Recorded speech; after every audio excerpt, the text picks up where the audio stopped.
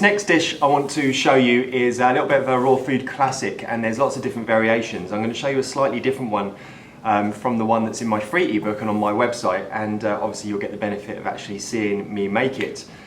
You can kind of, there's no dehydrator needed, but you can kind of go a little bit more complex with this, or you can go simple like the pesto. You can just do a nice simple basil, pine nut based pesto, or if you want to switch it up a little bit, we've already made a pesto in this course for the mushrooms. You can switch it up to maybe doing like a basil, spinach, pine nut and pistachio, or pine nut and walnut, or walnut and pistachio pesto. So, and the same with the macadamia cheese. I'm going to show you a fairly basic recipe, but if you also wanted to add some fresh herbs to that, then you could do. So the first thing we need to do is we're going to use this zucchini or courgette, depending on what part of the world you're in, as the kind of the noodle pasta layer. And some people like to, when they cut this into strips, like to put a little bit of salt on, but I like to keep it crunchy, but I do like to put a little bit of olive oil and lemon on, so it kind of gives it that sheen, makes it glisten a little bit and gives it some extra flavour. But I don't put the salt on because that makes it kind of go wilted. So we're going to be using our our mandolin again, just with no teeth blade in there, just flat as it is. And what we want to do, we're going to make this lasagna into individual portions. So we're going to cut the zucchini into strips the length of how big we want the lasagna to be. So I guess that's probably a couple of inches, maybe 10 centimetres. And you want to set your mandolin up so it's nice and thin.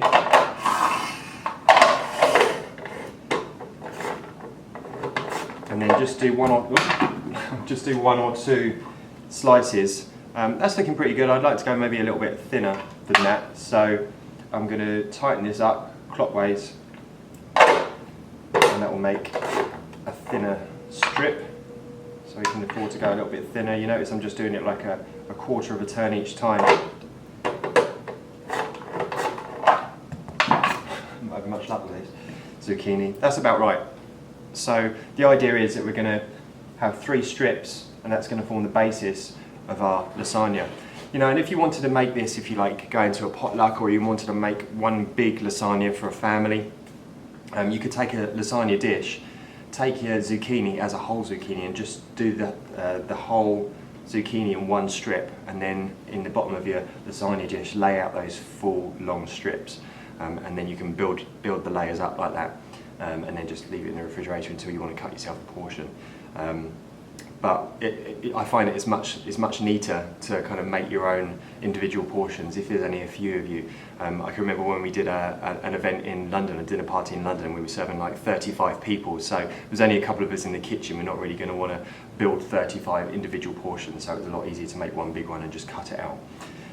So let's, you're going to need 9 pieces of zucchini. I was looking for my guard. Just pretend I've got a guard. Once you get down to there, you really definitely want to be using the guard.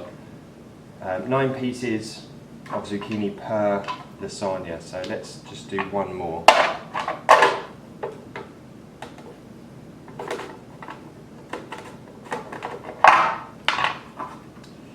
Like so. So that's probably, one medium zucchini is going to get you enough for about 2 to 3 people once you've sliced it down. And then what I'm going to do, so this is the first thing I'm doing, I want to give myself time to just let these sit in the olive oil and the lemon juice for a couple of minutes whilst I make everything else. And actually all the other elements is stuff that you can make ahead of time. You could even, that's the great thing about this, is it is good for dinner parties because you can make all the elements ahead of time and just assemble when it comes time to serve. Okay, so I'm going to fit all of those, I've got a nice big plate here, I'm going to fit all of those onto one plate. Then I'm going to take a little bit of olive oil, go across there. You know, like we did the beet slices, it's kind of similar but without the salt. And then just a little bit of lemon juice on there. Work those in with your fingers. Turn them over maybe and it just gives it a nice kind of look to the zucchini, so they don't just look like completely raw pieces of zucchini.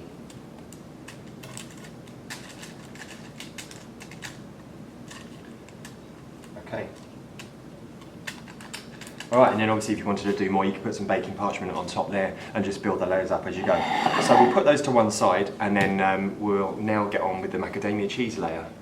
So with our zucchini strips done, we are now going to move on to the macadamia cheese. So nice and simple, we've got the macadamias which have been soaked.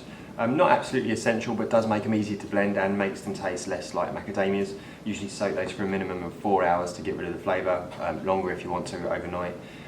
If you want to do that. The pine nuts, I like the flavour of those, I like to keep those nice and fatty so they've not been soaked. And we've got some water to help the whole thing blend.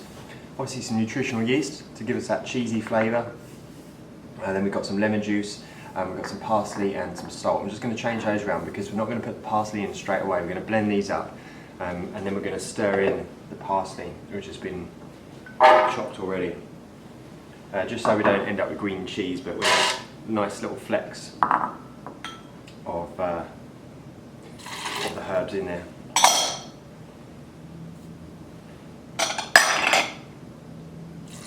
You could also, if you wanted to add some garlic to this, you could.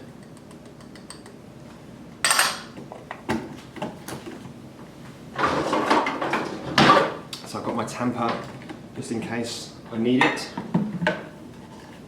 Make sure we're down on number 1.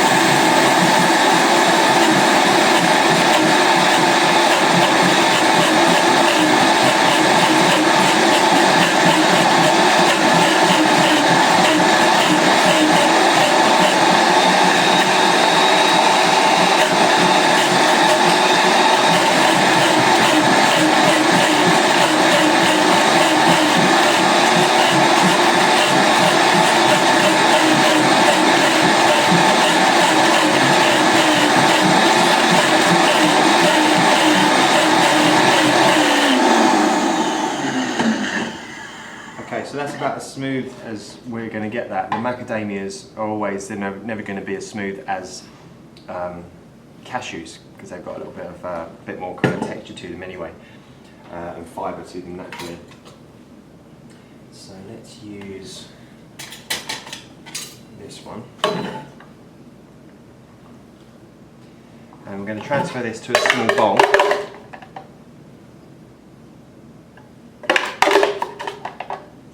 So that we can stir in those little pieces of chopped parsley.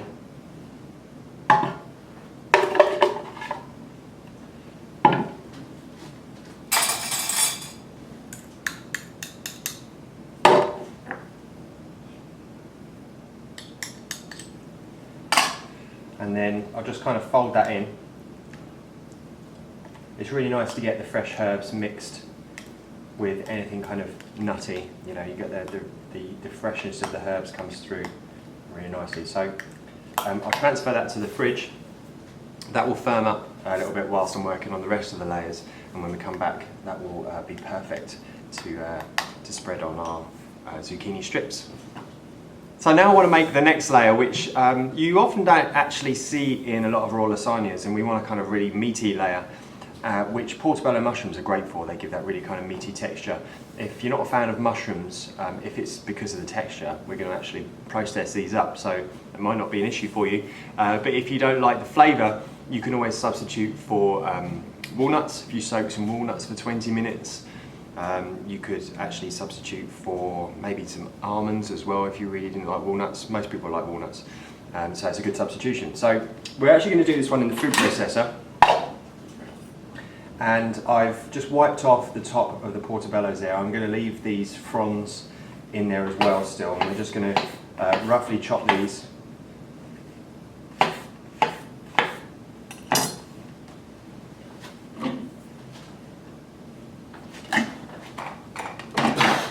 I was going to sneeze then as well, that put me off.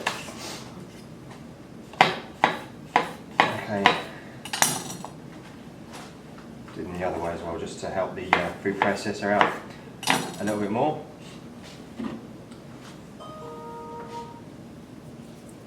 Okay, then we've got some sun-dried tomatoes that have been soaked to make them easier to work with again. And as I've mentioned every time I work with sun-dried tomatoes, if you find your sun-dried tomatoes, particularly like the ones we get in the UK, they're salted. If you soak them, it makes them less salty. Then we've got some miso. So this is going to provide, this is dark miso, like a barley or a brown rice miso. And this is going to be salty, so that provides our salt content. And this really gives like a depth of flavour, like a bouillon kind of meaty flavour, which combines really nicely with those portobello mushrooms. And we've got some dried oregano, and you could also use fresh oregano if you wanted to. I like to use a little bit of a mixture of fresh and dried herbs in dishes. Olive oil, and a little pinch of cayenne pepper, which of course is optional if that spiciness isn't your thing.